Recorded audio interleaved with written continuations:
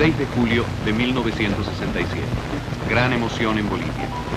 El misterioso grupo de guerrilleros que desde hace 4 meses tiene en jaque al ejército ha realizado una audaz operación militar.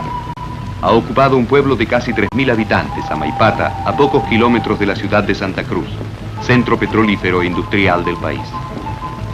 El gobierno y el ejército bolivianos emiten dramáticos comunicados, pidiendo al pueblo que se mantenga unido frente a la grave amenaza a la patria boliviana.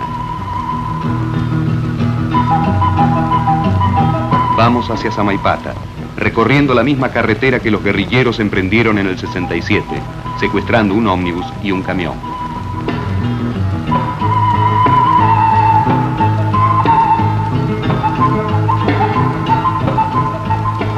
En Samaipata desarman y mantienen como rehenes a 10 soldados. Uno de estos fue muerto al intentar resistir. Compran comida y sobre todo medicamentos. He aquí al farmacéutico de Samaipata. Entonces cuando yo sentí que tocaron un estampido de un fusil, ¿no? Escuché. Inmediatamente me desperté y me senté en mi cama. Estaban las luces ardiendo en todo el pueblo y en mi cama también, ¿no? 5 minutos de que fue la descarga del estampido, entonces fueron los golpes en mi puerta con la carabina, ¿no? A eso vine, inmediatamente abrí las manos de arriba y me encontré, cuando vi aquí al frente, no, supongo que era Darío, ¿no? No sé cuál de los altos, el más alto que había entonces, ¿no? Con su boina azul, sudando la frente, tipo en alto, con las barbas hasta aquí y el cabello también atrás, ¿no? Entonces yo le digo, le voy a atender. No, ábranos la puerta porque no le vamos a robar, no le vamos a saltear. Puso el fusil ahí, hizo un trampolín y se entró. ¿Y qué pillaron? Drogas. Entonces entró mirando cosas, casilla por casilla para encontrar la droga que querían, ¿no? Eran varias drogas que querían. Necesitaban algodones, necesitaban agua oxigenada, necesitaban gasa, pero drogas, entre las drogas querían alupen, butasolidina, encontraron, querían otro ergapirini también, muchas asmáticas, ¿no? Neoasma, no, que no tenía yo, pero ellos más o menos 1,5 millones han llevado sin pagar, pero no por causa de ellos, sino por culpa mía, ¿no? Que yo no dije, no calculé, como también no me llama capaz de calcular al cálculo sin hacer un detalle, no se puede cobrar lo legal, ¿no? La dictadura militar boliviana, presidida por el general de aviación René Barrientos, había depuesto en noviembre de 1964, con el 177º golpe de la historia de Bolivia, al gobierno de Paz Estenssoro, en el poder desde el 52. El gobierno de Paz Estenssoro se había convertido, de revolucionario, en una burocracia ligada a una élite. Sin apoyo popular, no pudo oponer resistencia alguna al golpe. El general Barrientos, una vez en el poder, había devuelto casi todos los viejos privilegios a las oligarquías terratenientes y mineras, pero sin lograr devolver a los latifundistas todas las tierras distribuidas en el 52 a los indios, ni suprimir los sindicatos mineros.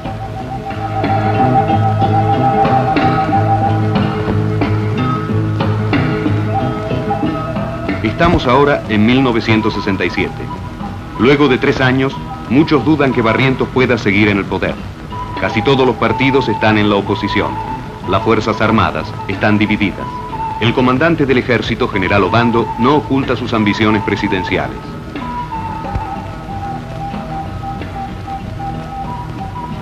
La misteriosa guerrilla, que desde marzo del 67 actúa en la zona de Santa Cruz, contribuye a la inestabilidad del gobierno, mientras este refuerza la unidad del ejército. El primer choque, el 23 de marzo en Ñancahuazú, le cuesta al ejército 7 muertos, 6 heridos y 11 prisioneros.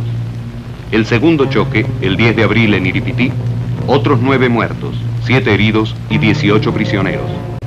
El 25, 26 y 27 de abril, nuevos choques producen 5 muertos cerca de Muyupampa. Son apresadas 3 personas acusadas de colaborar con la guerrilla: Regis Debré, Ciro Bustos, argentino, y Eduardo Rote, anglo-chileno. El 8 de mayo, cerca de Yacuiba, 2 muertos y 4 heridos. Después de emboscadas, combate en la Florida el 26 de junio, 3 muertos y 2 heridos. El 6 de julio es ocupada Samaipata. El 30 de julio en El Pilo, cerca de Río Grande, el ejército registra otros 4 muertos y 6 heridos. Solo después de 5 meses, un primer éxito.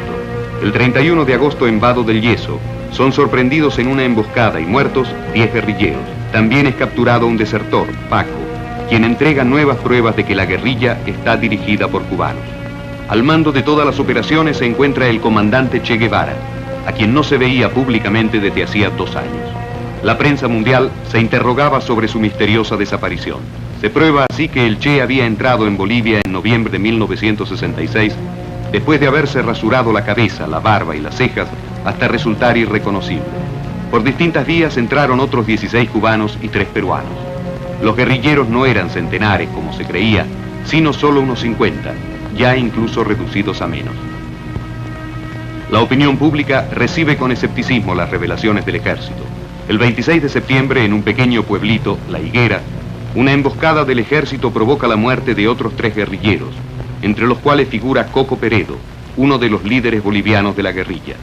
León y Camba, 2 desertores, son capturados. El 8 de octubre, la clamorosa noticia. En la quebrada del Churo, cerca de La Higuera, el ejército ha ubicado nuevamente a los guerrilleros, matando a 6 y capturando a su comandante, Ernesto Che Guevara, quien ha muerto en la noche, declara el ejército, desangrado por las heridas sufridas en combate. Los periodistas son invitados a la ciudad de Valle Grande, a 50 kilómetros del lugar del combate, para asistir a la identificación del cuerpo del Che. Un helicóptero llega de La Higuera con el cadáver del comandante guerrillero, que luego es exhibido en la lavandería del Hospital de Nuestra Señora de Malta.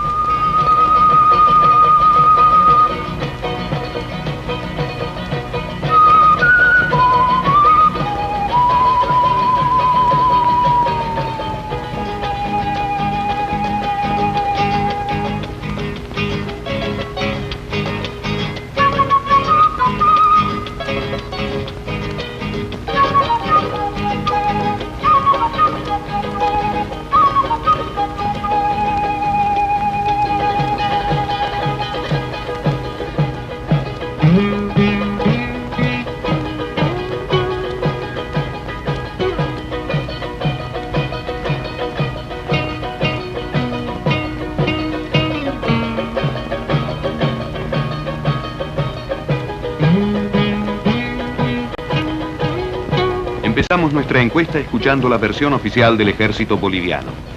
He aquí al coronel Miguel Ayoroa, quien dirigió a los Rangers bolivianos en la captura del Che. ¿Y cuando usted llegó en La Higuera el día 8? El Che ya estaba capturado. Cuando yo llegué el día 8, estaba él capturado ya y había sido despachado, herido como se encontraba, para ser atendido a La Higuera, donde existía un sanitario de la compañía. ¿Y qué ha podido recoger usted de cómo se desarrolló la captura? De acuerdo a la información que yo recibí en la noche y la versión de los soldados que intervinieron particularmente, luego del combate que se había librado, en un momento en que avanzaba el pelotón del sargento Huanca, el comandante Guevara trató de salir seguramente por esa dirección y allá chocó con esta fracción del sargento Huanca. Indudablemente que ellos no sabían de quién se trataba. Allí fue herido y fue muerto, creo, 1 o 2 guerrilleros más. En estas circunstancias lo capturaron 2 soldados y dieron parte al sargento Huanca. Tengo entendido que él se identificó inmediatamente a los soldados, indicándoles que era el comandante Guevara y que no lo maten, que él era más valioso para el ejército boliviano vivo que muerto.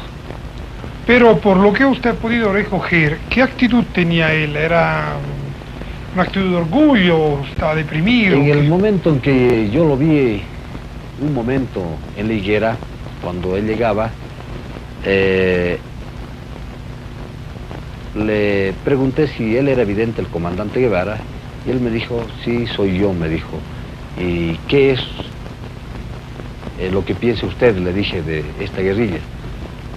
Y él me expresó a mí lo que ya había expresado a otros soldados también, creo, que con él la guerrilla prácticamente había terminado en Bolivia, porque él era el que liderizaba eso, y que no creía que ella continuaría después de su muerte, es decir, el mismo grupo, porque él le informamos que parte de los guerrilleros habían escapado. Evidentemente habían logrado escapar 10 guerrilleros a cargo de Pombo y de Inti Peredo. Ahora él estaba muy deprimido. Yo lo noté muy preocupado y podría decir bastante deprimido, para tal vez el fracaso que él consideraba ya de la guerrilla y el hecho de ver a varios de sus amigos muertos le causó un impacto fuerte, porque uno de esos momentos al pasar vio, creo, el cadáver de Antonio, un cubano, y él dijo, Antonio, exclamó, y se agachó. Yo lo vi bastante decaído en esta oportunidad, es lógico, creo eso. Y encargamos el cuidado del comandante Guevara a el sanitario, y al teniente Huerta y los soldados que debían irse relevando cada 2 horas. Pero al teniente Huerta se le encargó que él permanezca toda la noche con él, y el sanitario también que esté listo al lado de él. Entonces el día después usted no estaba en el campamento. Nosotros, en cuanto llegó el coronel Centeno y se le dio el parte, junto con él y el capitán Prado nos desplazamos a la zona de operación a unos 3 o 4 kilómetros de la Higuera. Allí estuvimos hasta que se realizó la limpieza, donde hubo un pequeño encuentro con una fracción que había estado queriendo escapar todavía. Después de esta operación nos replegamos. Cuando llegué a la Higuera lo encontré al comandante Guevara, que estaba ya muerto en una camilla y listo para ser embarcado en un helicóptero que habían mandado de Valle Grande. Entonces... Sí, que usted no estuvo presente a la muerte de Guevara. No estuve presente. Cuando llegué él ya estaba en una camilla y estaba envuelto en una hamaca de las que ellos usaban, y incluso podría decirle que la expresión que él tenía en ese momento era especial, puesto que él... Respecto a esa foto, la foto esta, ¿qué diferencia usted le encuentra? Bueno, como les decía, la expresión de la foto no es la que originalmente él presentaba cuando estaba muerto. Él, cuando yo lo vi en la camilla listo para ser embarcado en el tren del helicóptero, tenía la boca bastante abierta y los ojos cerrados. Entonces se dispuso, para evitar esta expresión un poco desagradable, que con un pañuelo que le pase por encima de la cabeza y por debajo de la mandíbula se le amarre para lograr cerrar la boca. Se hizo esto y el sanitario fue el que realizó esto, y se lo embarcó en el helicóptero y se lo condujo a Valle Grande. Sé que allá en Valle Grande, en cuanto llegó, le abrieron los ojos, le lavaron un poco la barba y le quitaron el pañuelo para sacar una fotografía que sea más fácilmente reconocible y poder comparar con las que se disponían de él. ¿Usted puede hacer alguna información sobre cómo fue la muerte de Che? Bueno, la versión que yo tengo es que él sufrió una hemorragia interna y no había médico, porque se pensó evacuarlo en la noche o el mismo día de su captura, pero usted sabe que en la noche los helicópteros no tenían un lugar, una iluminación apropiada, las turbulencias propias de la hora no permitieron que regrese. Tal es así que incluso un soldado nuestro que se encontraba herido tuvimos que perderlo por falta de movilidad para sacarlo a Valle Grande, donde ya existe un hospital más o menos bien montado. Al día siguiente ya habíamos perdido al comandante Guevara y el soldado que teníamos, creo que era el soldado La Fuente, que había fallecido también por a causa de sus heridas. Entonces, el Che murió en la mañana o en la noche por hemorragia, ¿cuándo? Yo creo que en la mañana. Nosotros salimos temprano hacia allá y no... ¿Y murió? Según el sanitario que teníamos ahí, porque no teníamos ningún médico, era un soldado entrenado para sanitario, por hemorragia interna.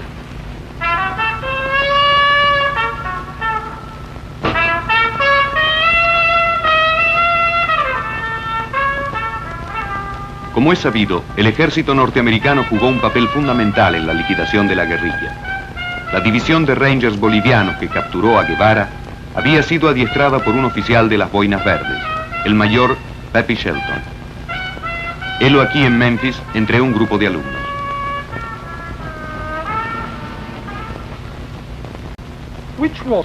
¿Cuál ha sido su carrera militar, mayor Shelton? I came in 1948, went to Japan, spent a tour there, then the war in Korea started. Bueno, yo estuve en la carrera militar 20 años. Empecé en el 48 en Japón. Estuve allá 2 años, hasta cuando empezó la guerra de Corea. Fui a Corea, donde me hirieron 2 veces y volví a los Estados Unidos. Me promovieron a suboficial en el 51 y en el 58 me gradué de oficial. Y luego la escuela de Rangers, la escuela de tropas aerotransportadas, un curso en Fort Jackson, después nuevamente en Corea. Y allí un curso en Fort Bragg para entrar en las fuerzas especiales, los Boinas Verdes. En este cuerpo me quedé hasta que me retiré después de las operaciones en contra de la guerrilla del Che en el 68.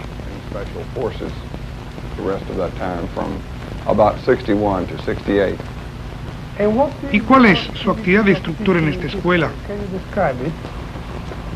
Yes, here at Hamilton, 4 instructors. Principal en esta escuela, el colegio de Hamilton, principalmente frecuentado por estudiantes negros, yo soy el instructor militar principal, con otros 3 instructores militares más. En el 10º curso es obligatorio participar en nuestro entrenamiento, mientras, en cambio, es facultativo en los 2 cursos posteriores. Tenemos en nuestro batallón alrededor de 400 estudiantes, de un total de 3.000. Les enseñamos materias militares básicas, como primeros auxilios, lectura de mapas, exploración, ciudadanía, mando, autodisciplina, autorrespeto, respeto para la autoridad, patriotismo, honrar a la bandera, a Dios, a la nación. Todo esto. Citizenship, self-discipline, self-respect, respect for authority, patriotism, honoring the flag, God, country, all of that. El hecho de que usted entrenó un batallón Ranger fue vital para el éxito de las operaciones en contra del Che. Vital for the success of the operation or not?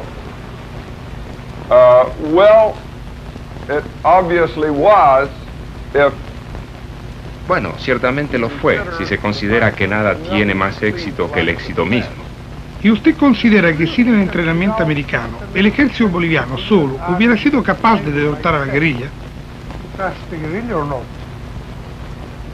Well,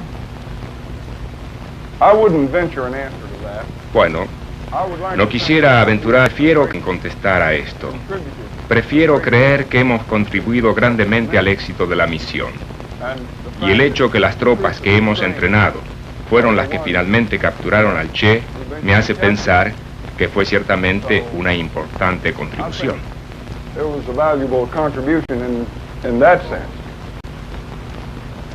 ¿Y con cuáles de las 4 compañías que usted entrenó se enfrentó el Che? Esto es un punto interesante. Él chocó con la mejor compañía y el mejor pelotón de esa compañía, el que había obtenido el puntaje más alto de los exámenes finales de entrenamiento. Con un poco de suerte, se hubiera escapado. Los cercos militarmente nunca son completos, otros escaparon. ¿Cuántos militares tenía bajo su mando? Norteamericanos, 16 conmigo, ¿Y cuánto tiempo empleó para entrenar a los bolivianos? 6 meses, ¿Y cuántos soldados entrenó? cerca de 600. ¿Cuáles eran las instrucciones que usted tenía de parte americana en caso de que hubiera capturado al Che? We had no instruction because we didn't know that he was. No teníamos instrucciones, ya que no estaba en nuestra zona. We had no Pero instructions to kill anyone. no teníamos órdenes de matar a nadie. Si lo hubiera capturado, lo habría entregado a las autoridades bolivianas. Nuestra misión era solo de entrenamiento y las instrucciones decían: entrene al batallón, equipe al batallón, póngalo listo, envíalo al campo y déjelo ir al combate. Y es esto lo que hicimos. Train the battalion, equip the battalion, get them ready, send them out, turn them loose, let them go. And that's what we did.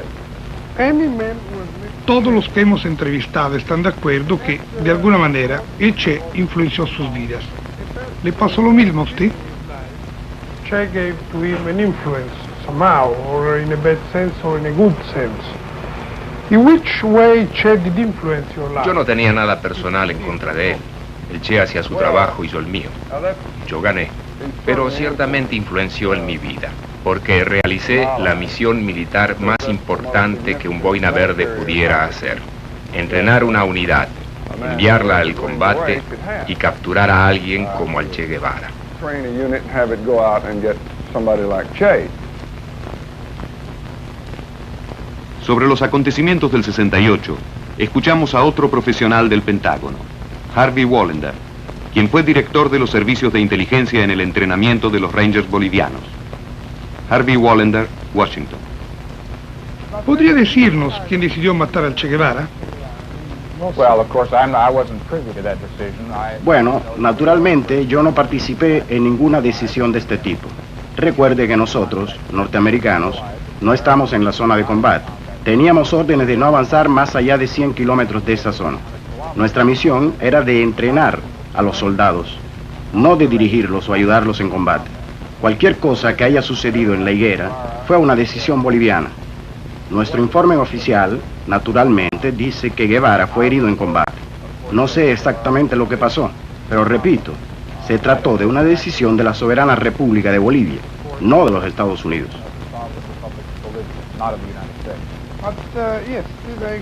Bueno, pero ¿por qué los bolivianos tomaron esa decisión? Si hubiesen dejado al Che en vida, hoy él tal vez no sería el mito que es ahora.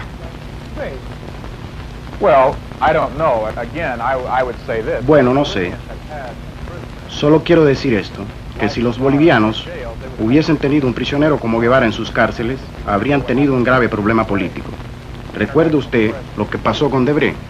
La opinión internacional estuvo en contra de los bolivianos, a pesar de que lo capturaron en acción de espionaje en contra de Bolivia, en estado de guerra. Él no admitió en el proceso. Los diarios de Guevara dicen claramente que él estudió y recomendó ciertas áreas para la guerrilla y que llevaba un mensaje de Fidel. Esta es la definición internacional de espionaje. Pero por la personalidad romántica de Debré y por el hecho de que los bolivianos no son capaces de manejarse realmente a nivel internacional, quedaron muy mal y el gobierno tuvo serios problemas. Por lo tanto, yo solo puedo especular de que los bolivianos no estuvieron ciertamente descontentos de que Guevara haya muerto en combate, porque haberlo tenido como prisionero político hubiera creado reales problemas.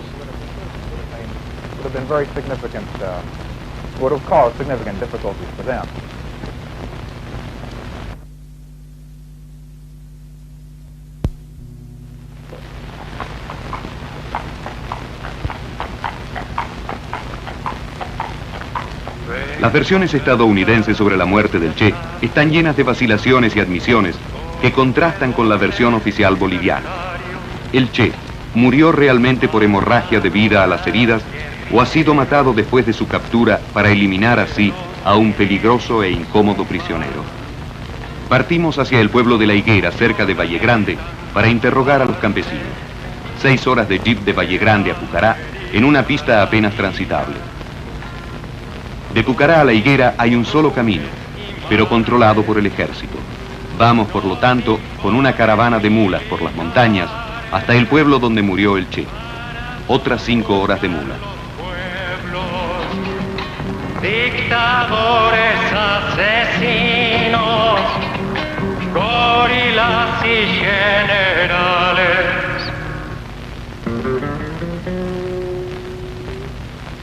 Estamos a más de 2000 metros, en el escenario árido y majestuoso de los Andes bolivianos. Son las montañas donde se consumó la lenta agonía de la guerrilla. Y montañas, patria o muerte su destino. Selvas, pampas, El Che, en la última página de su diario, expresa su temor de que una vieja campesina, que encontró poco antes del combate, los ha de denunciar al ejército a pesar de que él le regaló algún dinero. En realidad, fue este hombre el que los denunció, un campesino que posee un campo cerca de aquí. ¿Cómo se llama usted? Manuel Herrera. Bueno, dígame una cosa. ¿Qué es lo que pasó a usted aquí con el Che en esta quebrada?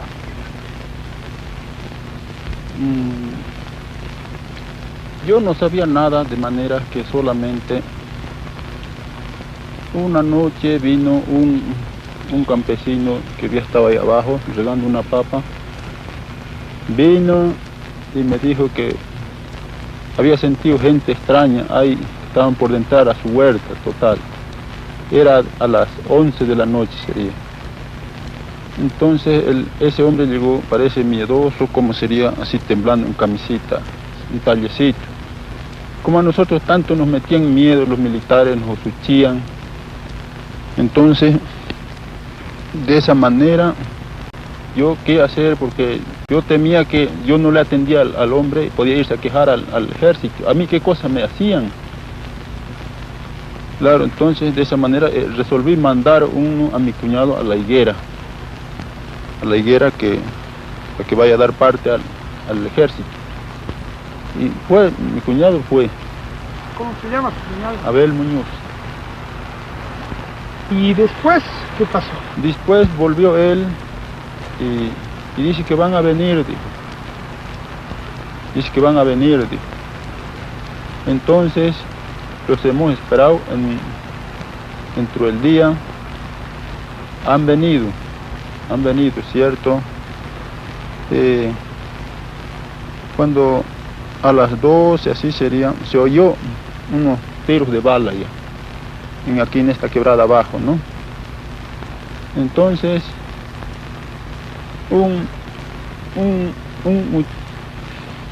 ¿Para? No, ¿dónde era la quebrada? Aquí esta quebrada abajo, allí. Bueno, ¿y entonces? Entonces, yo vine a un objeto allí, a una casa, hay una mujer enferma, me vine a ver eso y salimos al mogotito cuando vi de 4 o 5 hombres con su kepa en su espalda por una faldita a esta banda de allá, salían de la quebrada para allá. Entraron una peñadita, no supe más. Dijeron que esos eran los hombres ajenos. Y de ahí, y el ejército estaba aquí y otros habían allá, así, estaban rodeados, ahí en ambas partes. De ahí yo pronto me recogí a mi casa cuando ya hubo una orden del oficial Mario Terán que venga con unos 3 peones a sacar un soldado, heridos, soldados, ¿no? De este churito, de esta cuchillita, de allá abajo, ¿no? Hemos venido con 3 o 4 peones, hemos venido a recogerlos de ahí, hemos sacado 2 soldados heridos y otro muerto. Eso hemos sacado hasta aquí arribita. Hasta aquí, hasta salir a este camino que atraviesa, ¿no? Póngase un poco el cabello más atrás, así. Ahora, dígame una cosa, ¿usted se interesa en política? No, nosotros no tenemos nada que ver con política, no tenemos nada que ver, nosotros somos hombres pobres, tímidos del campo y cumplimos las órdenes que nos mandan y también vimos que de repente las castigaban por ese motivo, y nosotros no teníamos ninguna intención con nadie. Nosotros a todo mundo que venía a la casa nosotros lo recibíamos, le dábamos de comer, sean el quien hubiera sido, hubiera llegado, le dábamos. Oiga, ¿y usted sabía quién era la gente que daba la calle, que eran guerrilleros, que había el Che Guevara? ¿Lo sabía? Sí, solo por referencias sabíamos que habían esos hombres que ya había pasado un combate ya aquí hasta otra parte también. Eso supimos, que ya había pasado, y de esa manera se escuchaba así que habían esos hombres. ¿Pero usted comunista, anticomunista? No, de nada, yo soy liberal, querido. Yo no tengo ninguna intención en ninguna política. Yo soy hombre pobre, vivo de mi trabajo, vivo trabajando para sostener mi casa y mi familia, y ser estudiante. No me interesa a mí nada, yo no tengo la culpa en nada, sumamente. ¿Y después sintió lo que pasó, que mataron a Che? Como no, todos sentíamos por el uno y sentíamos por el otro, porque también veamos que eran personas como nosotros. O diga señor si no era así. Sentíamos por una parte, por la otra, porque ambos eran hombres como nosotros. Eso nos sentíamos todos, pero no había caso de nada de decir ni cómo, porque los militares nos ultrajaban. Al campesino Herrera le hemos dado 5.000 pesos, la misma suma que recibió del ejército para denunciar la presencia del Che.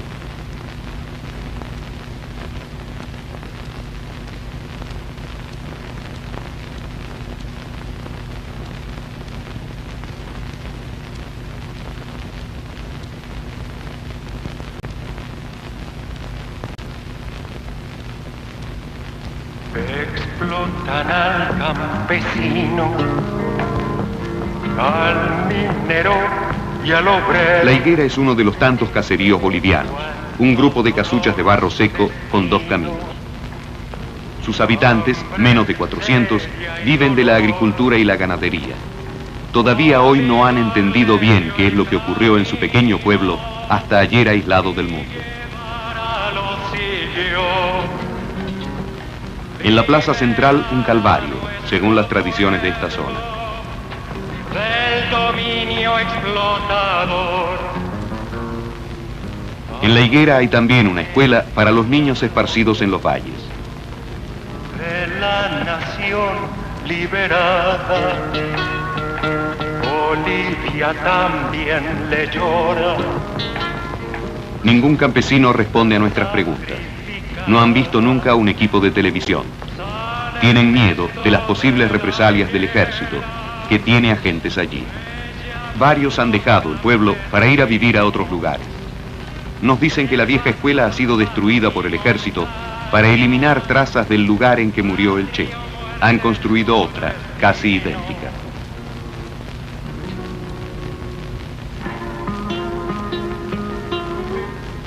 He aquí la nueva escuela, poco más de una cabaña de barro seco. Ernesto Guevara, el Che, caminó estos mismos pasos, sostenido por un soldado, cojeando por su herida en la pierna derecha. Aquí, en esta mísera escuela, ahora clausurada por el ejército, ha muerto el Che. Mi comandante Guevara, no hay en tu muerte una flor. En la Higuera, el miedo nos ha impedido toda investigación y hasta el material que hemos filmado corre peligro. Volvemos el mismo día a Valle Grande, otras 5 horas de mula y 6 horas de jeep. Valle Grande es tan famosa como la Higuera en la historia del Che. Aquí fue expuesto su cuerpo, en la lavandería del Hospital de Nuestra Señora de Malta. Es un pueblo de poco más de 7.000 habitantes. Una plaza, un monumento, un cine. Aquí hemos buscado otros testigos. Finalmente, ubicamos a un técnico de la lucha contra la malaria, que va continuamente a la Higuera y conoce a todos los campesinos de la zona. Acepta hablar, pero lejos de Valle Grande. Esta entrevista, por razones técnicas debidas a las difíciles condiciones en que se realizó, debió ser regrabada. Presenta defectos de sincronización entre voz e imagen. Dígame una cosa, aquí toda la gente tiene miedo de hablar. ¿Por qué tiene miedo? Porque después hay mucha represalia de los militares. Pero usted podría contarnos algo sobre lo que pasó en la guerra. Podría contar algo que me contó un amigo de Pucará. Él me dijo que lo había encontrado el 27, el 28. No, el 27 de septiembre. Iba de Loma Larga a la Higuera pasando por el Pugio. Se encontró ese día con 2 tipos y lo llevaron primero con un grupo, después con otro grupo. Y en el tercer grupo estaba un señor echado sobre un busto, sobre su equipaje y chupando naranja. y le regaló una naranja y le preguntó de dónde venía. Él le dijo que de Pucará. Le dijo, bueno, entonces usted se va y no avisa a nadie que estamos nosotros por acá. Y a los pocos días, a los 4 o 5 días, llegó a la higuera y vio a la gente que estaba aglomerada en la escuela vieja, ¿no? La escuela que ya no hay ahora. Y él preguntó, ¿quién estaba allí? Está preso el Che, le contestaron. Y entró en ese momento doña Ninfa, la mujer del telegrafista. Entró con un plato de carne asada, papa y lechuga, y le dio, y en ese momento vio al Che amarrado en esa forma. Lo vio así amarrado. Entró un militar, no sé quién es, y dijo que ya le habían desamarrado la mano y ya el Che había comido, y comido rápido. Eso es lo que me han contado. Ha comido y luego dijo que le hicieron un favor. Sáqueme la pipa de bolsillo, dijo, y sáqueme un cigarro. Porque de vuelta lo volvieron a amarrar. Entró otro militar y lo volvió a amarrar. Sáqueme y desenvuelve el cigarro y destuérzalo, dijo. Destoció el cigarro, se lo puso en la pipa y se lo encendió. En ese momento miró el tablero de la escuela y dijo que había una palabra escrita con acento. Y preguntó quién era la profesora. Es Julia Arteaga, le contestaron, pero yo creo que era Julia Valdera. Entonces el Che dijo que si la profesora le ponía acento a esa palabra, ¿qué sería de los chicos? Porque esa palabra no tenía acento. Nosotros hemos identificado también al campesino del que hablan Gutiérrez y el mismo Guevara en su diario. Fue testigo presencial de la ejecución del Che. Se llama Luis Quintanilla y vive ahora en Pucará. Después de muchas vacilaciones, acepta hablar. Cuando había estado atravesando de Alto Seco al lado del Pugio, venía del Pugio cuando me hallo con 2 hombres parados detrás de un palo en el camino.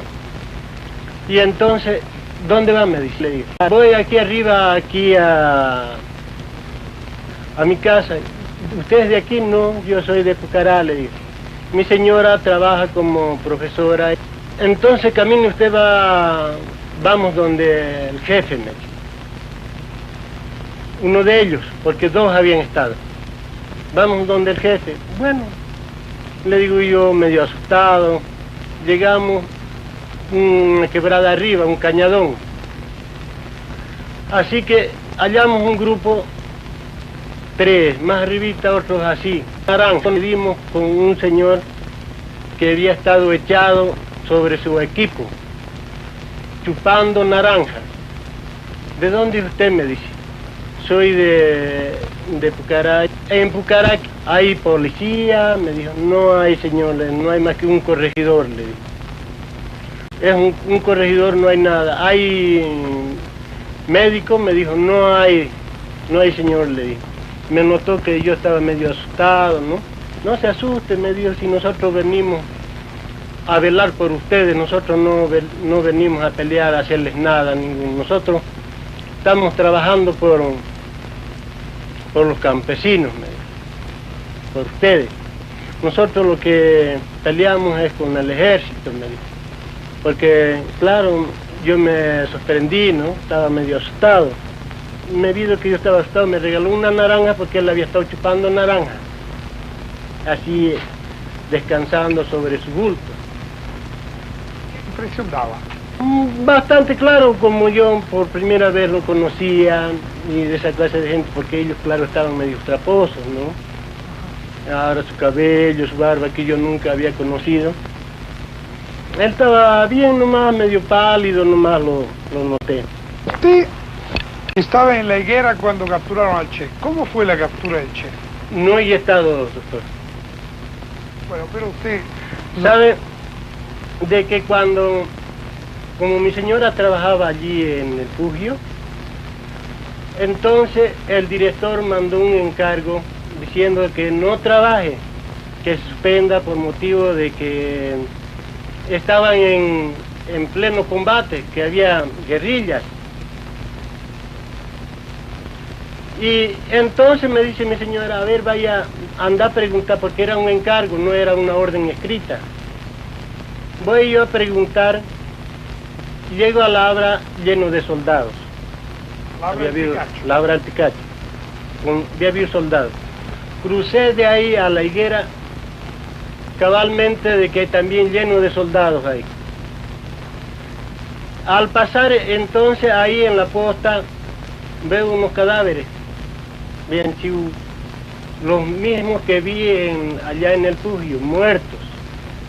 Cuando ya me pego a la puerta a mirar, el señor, el que me dijo que vamos donde el jefe, lo reconocí que estaba muerto, con el que me habló. Y después usted vio dentro de la cabaña al Che. ¿Cómo estaba el Che? Es decir, dentro de la escuela, muerto. ¿Lo vio muerto? Muerto lo vi, ya cuando yo llegué ya había estado muerto él. Ahora, usted pudo recoger, hablando con la gente de la zona, si el Che durante su prisionía era alegre, era triste, qué humor tenía. Demostraba cansancio, según me dijeron. Fumaba mucho. Me contó una chica, Quiroga, Eva Quiroga, que no está tampoco más en Pucará. Ella me contó que fumaba mucho y estaba preocupado. Y le llevaban sopa y comía 1 o 2 cucharadas y decía, no puedo más, estoy mal, decía. Me contó la chica esa que cuando llegó el herido, él mismo se había curado la mano, no sé si la izquierda o la derecha, una pequeña herida que tenía. Se curó ahí mismo, en la higuera. Oiga, ¿es verdad que tuvo una posición muy valiente? Mucho, mucho.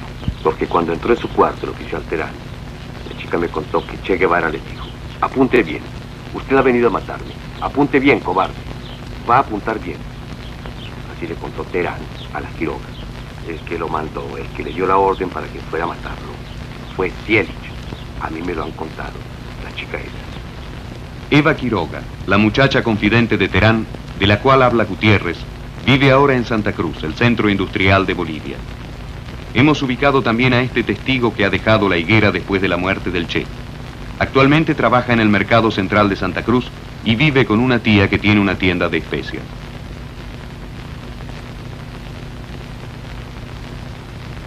Le hacemos leer una carta de Gutiérrez y le hacemos oír la entrevista de Luis Quintanilla, del cual es pariente, para que reconozca su voz y acepte hablar. Me dijo, yo quiero hablar con la gente de aquí, nosotros no hacemos ningún daño a nadie, me dijo. Eso me dijo. Pero todo es inútil. Cuando volvemos al día siguiente, Eva Quiroga ha dejado Santa Cruz.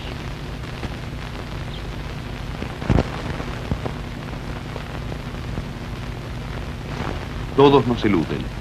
Los testigos de la muerte del Che son imposibles de ubicar. El sargento Mario Terán, que según nuestra encuesta resulta ser el ejecutor del Che, ha muerto en el 69, según afirma el ejército. Pero recibimos una indiscreción de un alto oficial boliviano. Mario Terán, bajo otro nombre, vive en Cochabamba.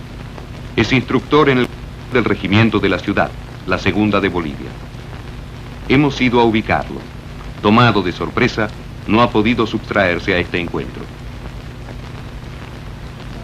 ¿Podría relatar cuál ha sido la actitud de Che Guevara durante su prisonía? Muchos han dicho que fue de hombre valiente, que nunca aceptó que había sido derrotado. ¿Es cierto eso o no? Referente a esto, el Che Guevara ha sido bastante valiente. Nunca ha tratado de humillarse por más que ha estado preso. Pero él estuvo triste, dio prueba de que estaba, se sentía derrotado. No. Nunca. Nunca. Bueno, pero ¿cómo explicó él su derrota? O sea, él estaba preso, entonces tenía que reconocer que estaba derrotado. No reconoció que estaba derrotado. Cabalmente, según sus comentarios de él, a grandes rasgos que también yo había escuchado, era que por la falta de apoyo del pueblo que había tenido su derrota. Vale, ¿puede contar alguna anécdota que demuestre cómo él fue durante su prisonía, alguna manera de ser de él?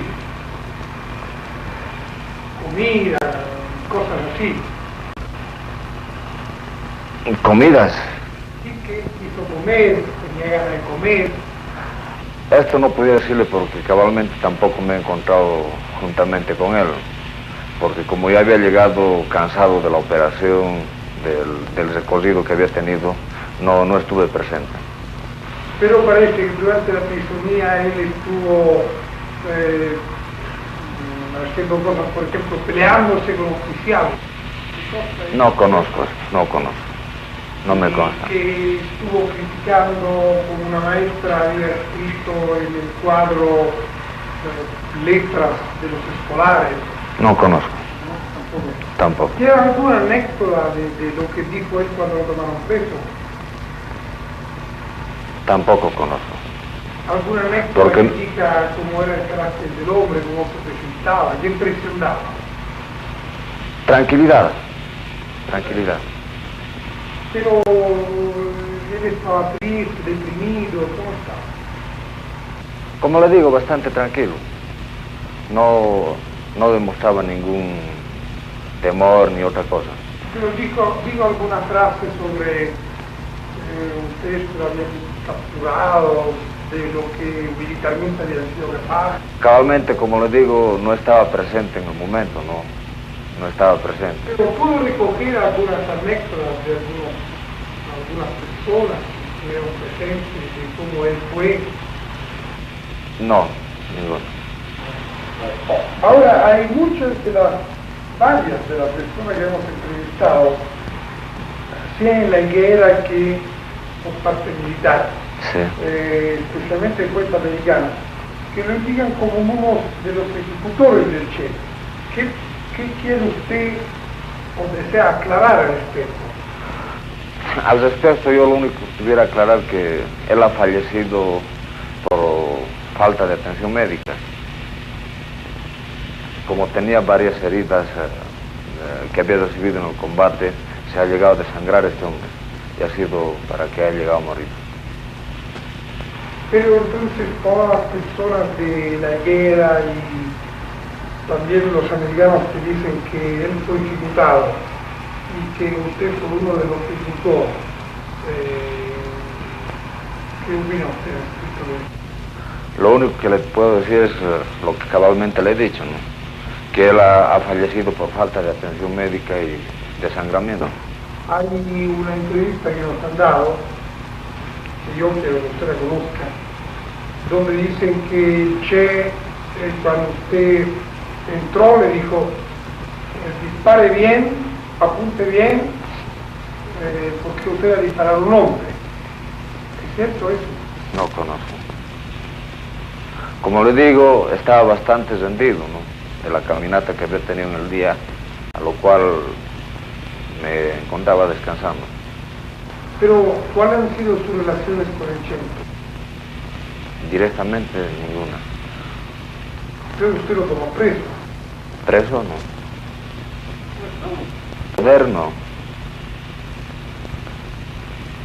No ha caído preso ni poder. Ha caído preso en poder de soldados. Y entonces, ¿usted cómo tiene esa idea del Che, que ha sido valiente y cedido? Porque lo vi ya en la higuera. En la higuera ya lo he llegado a ver. Y es donde lo he conocido. En combate no lo he conocido. Ahora, el informe médico que el doctor Martínez nos ha dado en la higuera, que él, entre otras cosas, murió de un disparo en el corazón,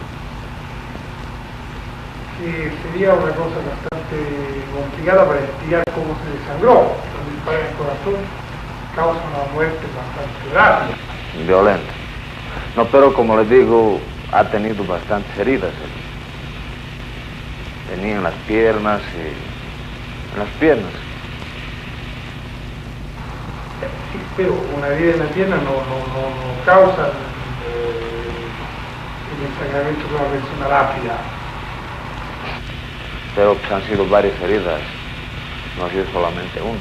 Varias de las entrevistas dicen que hubo un sorteo de 4 o 5 personas encargadas de ejecutar el Che por orden que vino de la paz, y que usted fue el primero en ejecutar esta orden, y después tuvo el teniente Pérez, que disparó un tiro en el corazón del Che y otros 2 que dispararon otros tiros. ¿Qué declara usted sobre esto? Al respecto que preguntan sobre el sorteo que dicen que ha habido para la ejecución del Che, completamente falso. Al menos en mi presencia no había ningún sorteo. Como ya antes había indicado, yo estaba un poco cansado, ¿no? A lo cual me retiré a descansar. que conozca que haya habido sorteo, no, en ninguna cuenta. Pero usted entonces no participó en ninguna ejecución. En ninguna ejecución, porque tampoco ha habido. Entonces, ¿por qué esta gente declara eso? ¿Qué opina usted? La opinión que puedo tener al respecto es que la gente ha hablado mal. Porque, como les digo, no ha habido ninguna ejecución ni sorteo alguno que conozca. Yo estaba cansado y me retiré a descansar. Y cuando ya supe al día siguiente que había fallecido, como le decía, por falta de atención médica y el desangramiento que tuvo. ¿Era un tipo que daba atención, respeto? Su mirada bastante tranquila y serena. Impresionaba al llegarlo a mirar a él. Santiago de Chile. Aquí se había refugiado después de la caída del gobierno progresista del general Torres, el mayor Rubén Sánchez, capturado por el Che en uno de los primeros choques, el 10 de abril del 67. Después de la caída de Allende, se ha refugiado en México. ¿Puede decirnos cómo se decidió la muerte del Che y quiénes intervinieron en la reunión que se tuvo especialmente a La Paz? En realidad yo no conozco esa parte, quienes intervinieron, solamente por comentarios y por charlas de oficiales. Ustedes saben que cualquier decisión para el fusilamiento de un personaje tan importante como el Che debería ser tomado a nivel de Presidencia de la República y alto mando militar, porque era prisionero del alto mando militar y lógicamente dependía el alto mando militar de la Presidencia de la República. Y posteriormente, ¿a quién van a mandar la orden de la ejecución? Tiene que ser a un comandante superior, en este caso al comandante de división.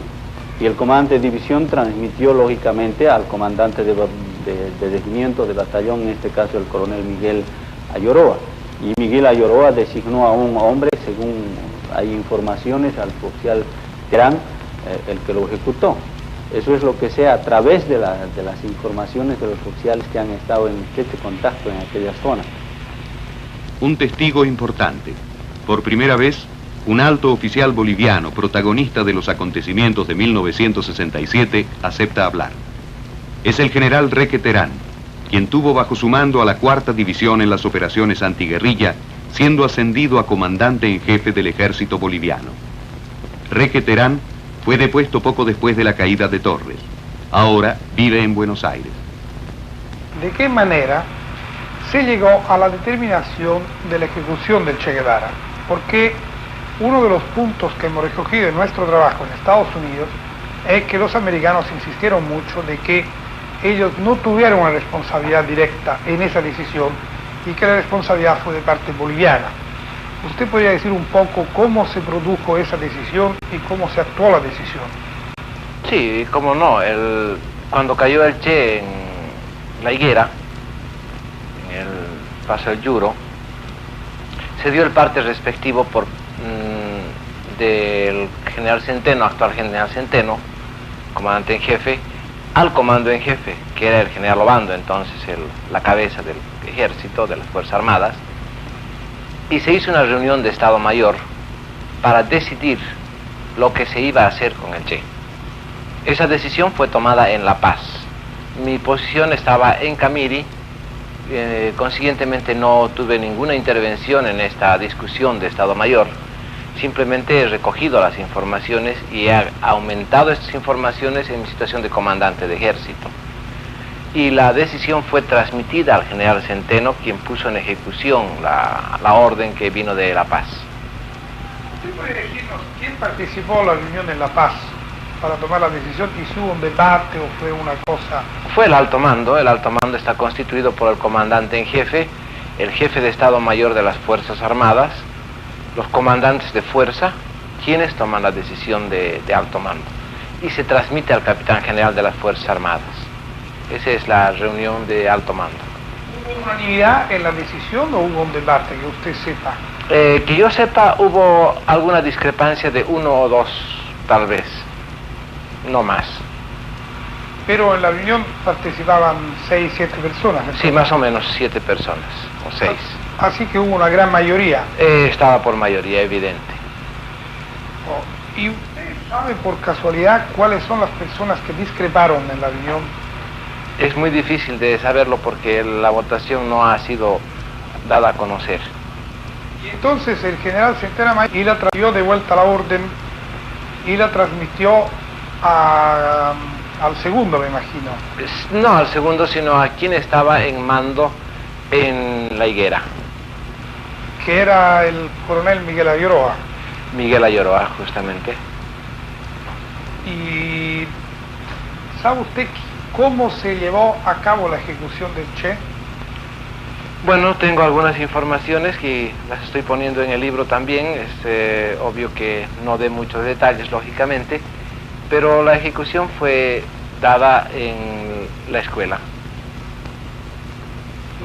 Nosotros hemos tenido una entrevista con el sargento Mario Terán, que en varios indicios nos ha sido indicado como él que tuvo la orden de llevar la ejecución.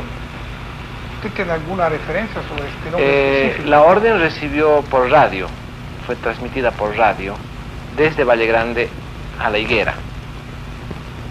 Pero ¿quién concretamente actuó la ejecución? Nuestra información era que era el sargento Mario Terán Salazar. Sí, Mario Terán. Hay otro punto que todavía sigue siendo un poco controvertido, que es dónde se encuentra el cuerpo del Che. Nosotros sabemos, por varios indicios, que está en la carretera que estaba construyendo el coronel Cielich. ¿Usted cree que esa es una versión cierta o es una versión discutible? Mire, exactamente el lugar donde se ha enterrado el cadáver del Che solamente conocen muy pocas personas, entre ellas el actual comandante en jefe, el lugar exacto. Pero por referencias también tengo yo la misma información que usted. O sea, ¿de qué es la...? Sobre la carretera, sobre algún punto de la carretera. Que va de Valle Grande a... Masicurí. Masicurí. Esta la estaba construyendo el coronel Cielich. Sí, era comandante del batallón de ingenieros. General, el encontrón con Cielich fue bastante agrio, por lo que nosotros sabemos. ¿Puede escribir algo de eso que le llegó? Bueno, la información que tengo fue también del mismo sentido, de que la discusión fue bastante agria, donde en un momento de euforia el coronel Cielich dio de bofetadas al Che o lo mesó de sus barbas, una cosa así. Es una información que la dio un soldado que llegó a pasar al lado de la División 8 para allegar informaciones, es decir, el servicio de inteligencia de la 4ª División. Entonces yo le doy bastante crédito a esta información. Pero, por su información, el Che, frente a la muerte, ¿tuvo valentía o tuvo preocupación? Sí, claro que sí. Era un hombre de mucho coraje, como que ha muerto por sus ideales, ¿no? Eso hay que reconocerle a Che Guevara, que fue un hombre muy valiente. General, ¿usted considera que fue una decisión acertada ejecutar al Che o esto no lo ha convertido en una gran figura internacional? Bueno, evidentemente lo ha convertido en una figura internacional, pero la decisión para Bolivia fue acertada, puesto que teníamos la experiencia del proceso de Bray, que se convirtió en una plataforma política de tinte de propaganda de un partido político. Yo considero que Debrey, al lado del Che, es muy pequeño para haberle ofrecido una plataforma a un hombre de la talla de Che Guevara. Consiguientemente, en mi apreciación, la decisión fue bien tomada para evitar este problema interno del país. Nuestra encuesta sobre la muerte del Che queda así concluida. Hemos identificado a protagonistas y testigos hasta ahora desconocidos. Manuel Herrera, el campesino que denunció al ejército a los guerrilleros de la Quebrada del Churo. Mario Terán Salazar, el sargento boliviano que ejecutó la orden enviada desde La Paz de matar al Che. Por su parte, el general Reque Terán ha confirmado nuestra encuesta, revelando dónde se encuentra el cuerpo del Che. Pero la muerte del comandante Guevara va más allá de una historia personal. Marca el comienzo de la fase decreciente de la guerrilla. Su muerte y su derrota, por lo tanto, deben ser analizadas en el contexto político del continente. Sobre esto, seguiremos nuestra encuesta.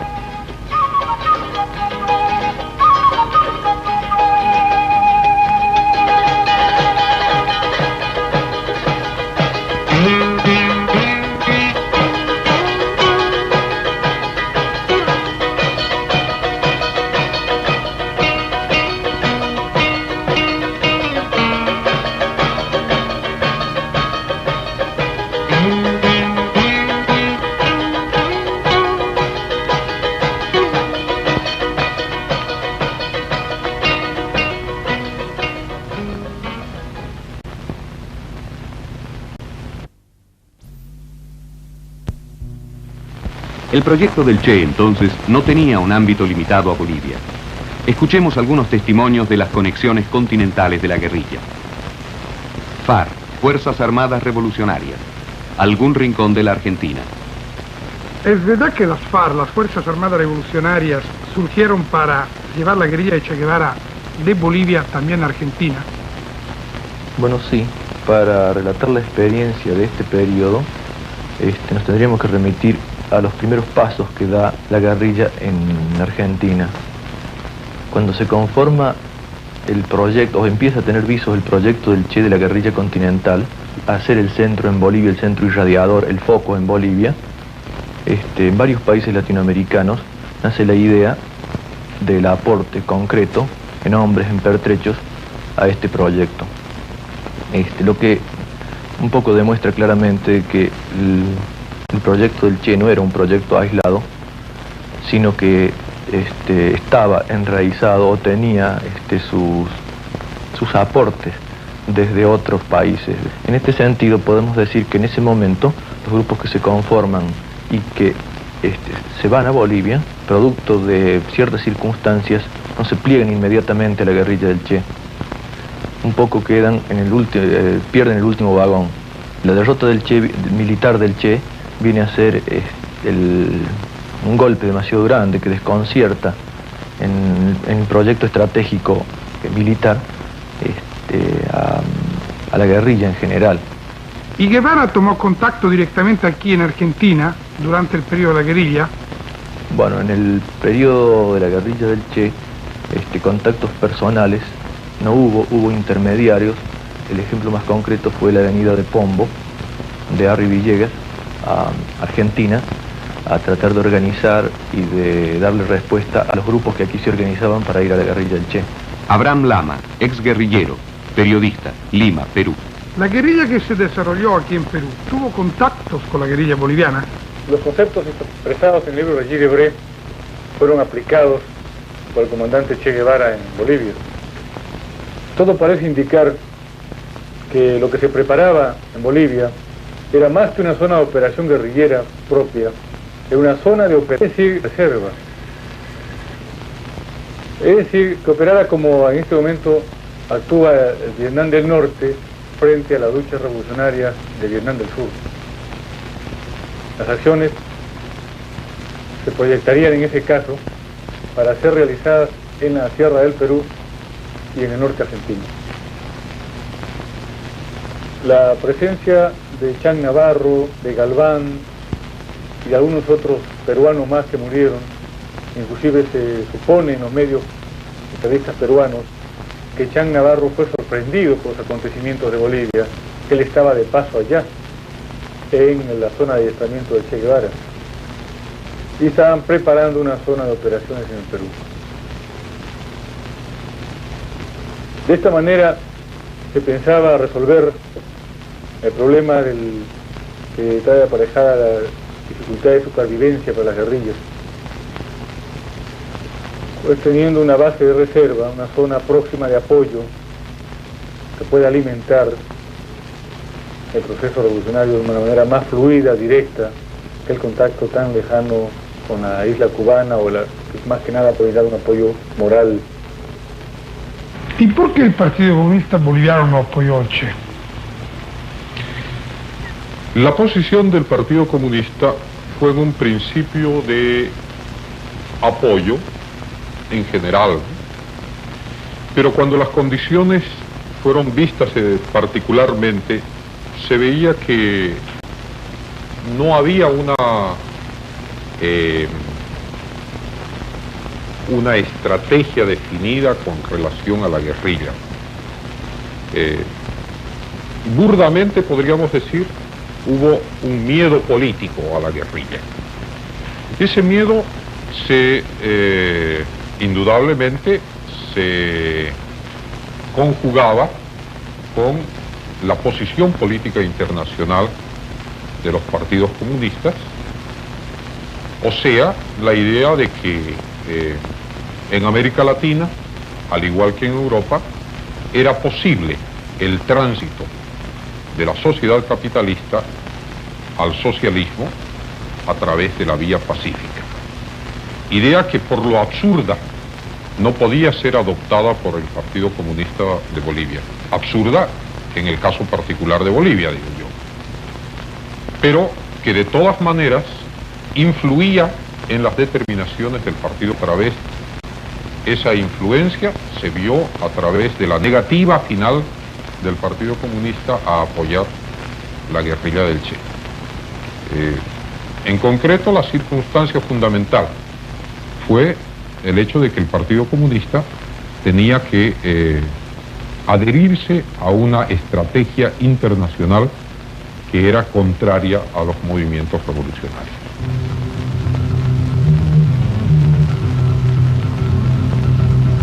...25 de julio de 1967...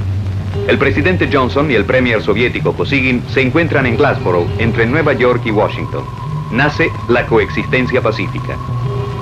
Con este encuentro, las dos grandes potencias quieren limitar la carrera de los armamentos, que se hacía insostenible para la economía de ambos países y que mantenía al mundo bajo la amenaza constante de un conflicto nuclear. Inmediatamente después, Kosygin parte hacia Cuba, un viaje que no estaba previsto. ¿Cuál fue el contenido de las conversaciones entre Kosygin y Fidel? Nunca fue revelado. Pocas semanas después, el 5 de agosto del 67, se abre en La Habana la reunión de la Organización Latinoamericana de Solidaridad, la OLAS, que reúne a las fuerzas revolucionarias del continente. El afiche del Che campea por toda la ciudad, como símbolo del compromiso a la lucha de la liberación del continente. Pero la reunión de la OLAS es a la vez el momento más orgánico de la teorización de la guerrilla a nivel continental y el momento de la declinación de la guerrilla. La nueva línea de distensión soviética abre nuevos caminos para varios partidos comunistas del continente. Y a partir de este mismo momento, la guerrilla, así como su organismo de estructuración, la OLAS, comienzan un brusco descenso. Entrevistamos al profesor Walter Rostow, asistente especial del presidente Johnson, quien estuvo en Glassboro.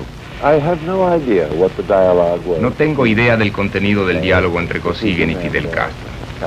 Pero si el premier soviético fue sincero con Castro, tiene ciertamente que haberle dicho que Estados Unidos y la Unión Soviética estaban en un camino común para la limitación de los armamentos.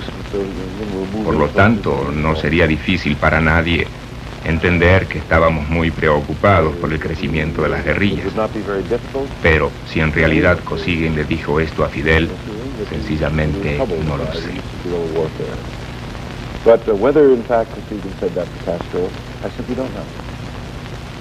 Radomiro Tomic, chileno, embajador en Washington en 1967. En esa época usted era embajador en Estados Unidos. ¿Qué supo usted referente a los encuentros entre Kosygin y Fidel? El encuentro entre Kosygin y Johnson en Glassboro seguramente versó sobre diferentes materias, pero se tenía por seguro que tocaría también el papel o las limitaciones que la Unión Soviética quería asumir en relación con este programa de insurgencia armada en América Latina. Tuve la oportunidad, casi diría más bien la suerte, de que el secretario de Estado de los Estados Unidos, en una reunión que mantuvimos, me hizo saber los términos de la conversación de Kosygin con Castro, según la versión que le había dado el propio Kosygin. Me contó el secretario de Estado que el señor Kosygin le había relatado. Su presentación a Castro fue tan respetuosa para Cuba como clara. Le dijo: la política exterior de Cuba se hace en La Habana y no en Moscú. Del mismo modo, la política exterior de la Unión Soviética se hace en Moscú y no en La Habana. Nosotros no podemos prohibir a Cuba decisiones que tengan que ver con el apoyo a movimientos insurgentes en otros países de América Latina.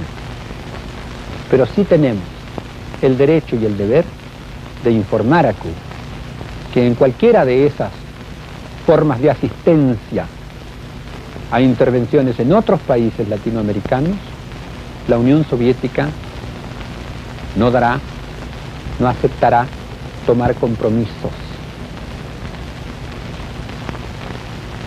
El resultado concreto de esta toma de posiciones de la Unión Soviética fue el rápido extinguirse por inanición de la Organización Latinoamericana de Solidaridad. ¿Y qué relación tuvo la visita de Kosygin con la OLAS? Es indudable que la visita de Kosygin está relacionada con la necesidad de confrontar las relaciones bastante deterioradas entre la Unión Soviética y Cuba. Para nadie es un misterio que Cuba apoyó decididamente, incluso muchas veces con riesgo de su propia soberanía, los movimientos revolucionarios latinoamericanos. Esto porque es parte de lo que teóricamente llamamos el internacionalismo, la solidaridad internacional. Ahora bien, el que Cuba haya apoyado la lucha del Che, como apoyó la lucha en Venezuela, en el Perú en su tiempo, en los países centroamericanos, estaba en desacuerdo con la posición soviética respecto a las relaciones con América Latina. La posición soviética parte de una conferencia mundial de partidos comunistas. Es en 1960 cuando se plantea la posibilidad de que el tránsito del capitalismo al socialismo pueda hacerse por las vías pacíficas. Teoría que tiene su base teórica muy respetable, muy justa, pero que en muchos países latinoamericanos no es práctica.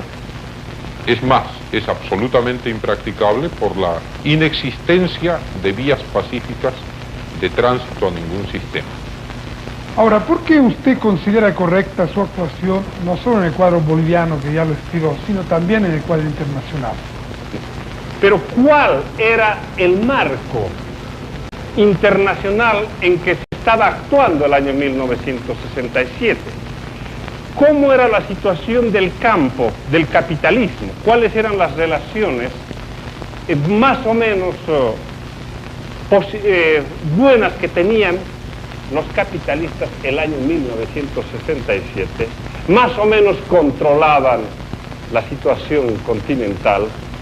Una estrategia de revolución continental no encajaba dentro de una política así, porque significaba que si bien se quería desarrollar una acción guerrillera en todos los países, en los hechos no iban a encontrar la suficiente ayuda, solidaridad y alianza de las fuerzas revolucionarias distribuidas con carácter continental. Entonces, porque ellas tenían que buscar, encontrar la forma de hacer su revolución acorde con sus propias condiciones internas, porque uno de los hechos de la coexistencia pacífica es el respeto al derecho de la autodeterminación de los pueblos. Eso no significa que la revolución se postergue, sino que los propios pueblos encuentren su camino. La coexistencia pacífica, en realidad, lo que frena es la intervención foránea en asuntos de otros países. Y la guerrilla se presentaba como una cosa un poco diferente, en controversia con toda esa posición política de carácter internacional de las propias fuerzas revolucionarias y, por qué no decirlo también, en diferencia con el criterio de las fuerzas revolucionarias de este país. Yo creo que el Che ha hecho una gran contribución y lo ha hecho una contribución con su sacrificio más que con su lucha misma. el sacrificio de él por los antecedentes del mismo y de la propia revolución cubana que venía por detrás, en cierta medida ha ayudado a desarrollar la conciencia socialista en esta parte del continente. O sea, si hoy usted tuviera un encuentro con el Che, hoy aceptaría. Yo pienso que el Che comprendería mejor esta situación. Yo creo que más que yo comprender la táctica del Che, yo creo que él comprendería el criterio que yo le exponía el año 1967. Aún más, yo creo que el Che me daría la razón. Mario Monge está ahora prisionero en la cárcel militar de La Paz. Participó en los combates que las organizaciones obreras, campesinas y mineras realizaron para defender al régimen progresista del general Torres, derrocado en el 71 por el general Banzer, apoyado por Brasil y por intereses internacionales. Como él, numerosos líderes comunistas se encuentran hoy presos y perseguidos en varios países de América Latina. Desde decenas de años a la fecha, es preocupación constante de las viejas fuerzas políticas y militares la persecución y la destrucción de los partidos comunistas, identificados por mucho tiempo como los principales portavoces de los anhelos populares para una nueva sociedad.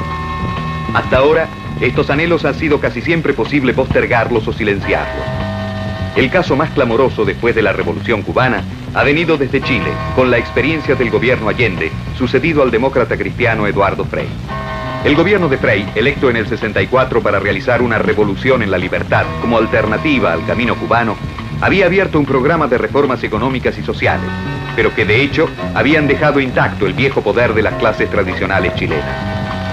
La victoria de Salvador Allende, líder de una coalición de partidos de izquierda, Unidad Popular, en septiembre del 70, abrirá la esperanza de un nuevo camino, un camino tantas veces teorizado no solo en Chile, la vía democrática y pacífica al socialismo. Estas esperanzas duraron exactamente 3 años. En septiembre del 73, un sangriento golpe militar sin precedente por su violencia y alcance liquidará las conquistas sociales y económicas del pueblo, fruto de muchos años de luchas sindicales y políticas, después de haber asesinado al presidente Allende en su despacho presidencial tras un largo combate a fuego. Las fuerzas de la reacción, aliadas a los viejos privilegiados internos y a los intereses internacionales, son de nuevo más fuertes que las esperanzas populares y las conciencias del tiempo presente. Nuestras entrevistas sobre la experiencia chilena son de 1972. Senador Volodya Teitelbaum, ideólogo del Partido Comunista Chileno, hoy en el exilio. ¿Qué opina usted, senador, de las críticas que los grupos extraparlamentarios hacen al camino de consistencia internacional que han hecho Estados Unidos y Unión Soviética? La coexistencia pacífica no se aplica en el plano interno de los países.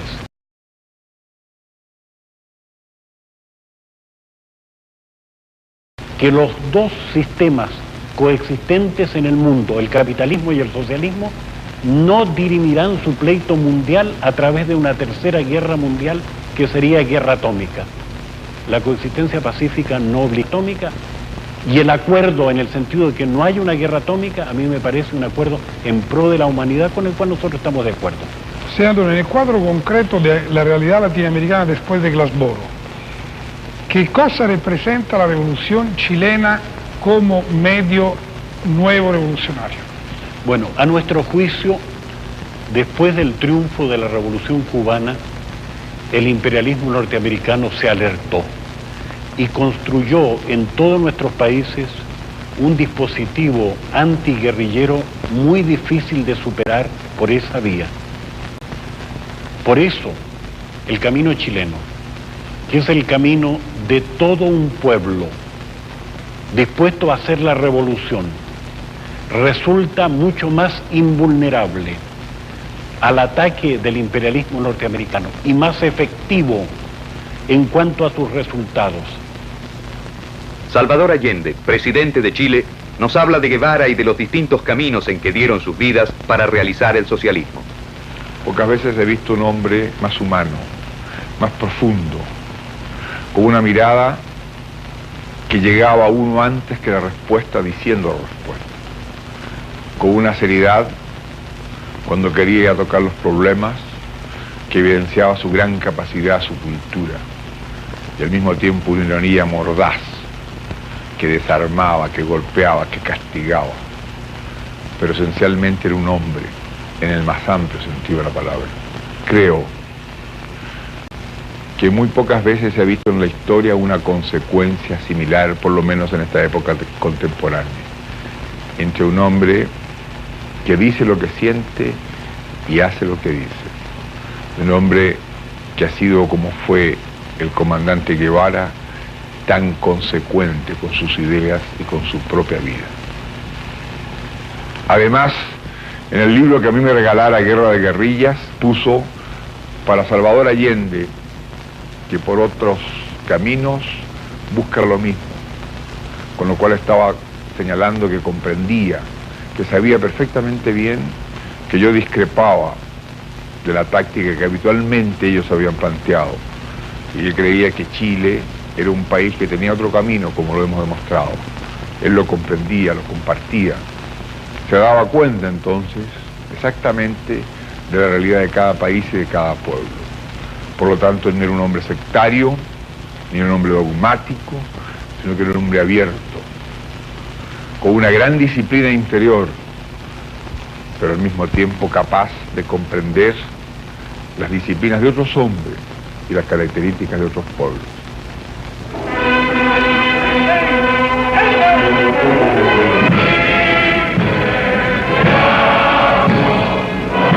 En América Latina, después de la Revolución Cubana, no han sido solo las guerrillas o las fuerzas políticas, como en el caso de Chile, quienes han desafiado a los viejos órdenes. La conciencia de la imperiosa necesidad de la renovación ha llegado a fuerzas distintas de las políticas, como la Iglesia y el Ejército. En Perú, en 1968, 2 años antes de la victoria de Allende, nace una experiencia sin precedentes. El Ejército ha dado uno de los tantos golpes de la historia peruana, pero esta vez para implantar una política de profundas transformaciones económicas y sociales. Ya en el 63, los mismos años en que la lucha antiguerrillera obliga al ejército a tomar en cuenta las reivindicaciones campesinas, el ejército crea el Centro de Altos Estudios Militares, que en realidad es una de estudios económicos, políticos y sociales. Son admitidos solo coroneles y generales. Nace así una nueva generación de militares capaces de emplear un lenguaje sociológico y que empieza a ver en la vieja oligarquía de la tierra y de la industria a los responsables de la dependencia del país respecto al imperialismo y del subdesarrollo. El nuevo presidente, Velasco Alvarado, no pierde ocasión para afirmar que el ejército irá hasta el fondo en su política de reformas en contra de cualquier presión interna o externa.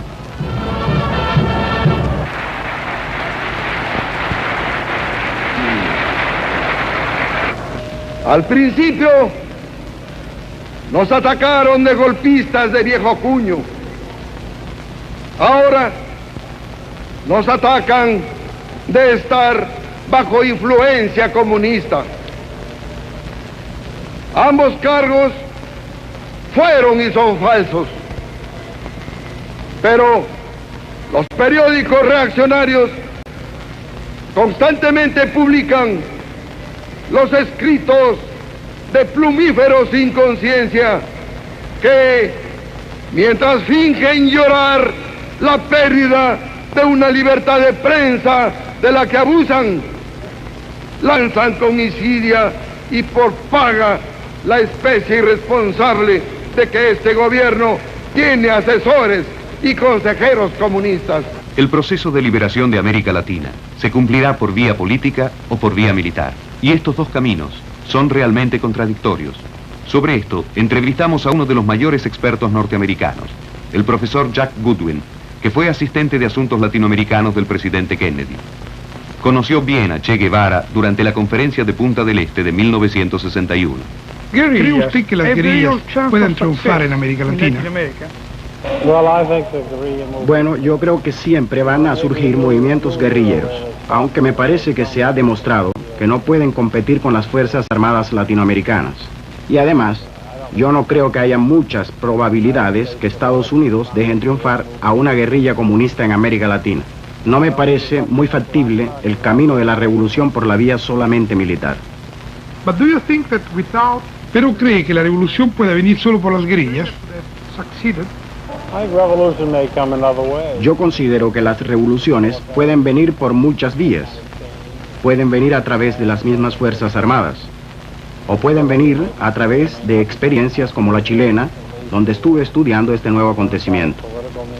Lo que es cierto es que hay una corriente de fondo revolucionario en América Latina, y no estaría sorprendido si en 10 o 15 años más este sería un continente sustancialmente socialista.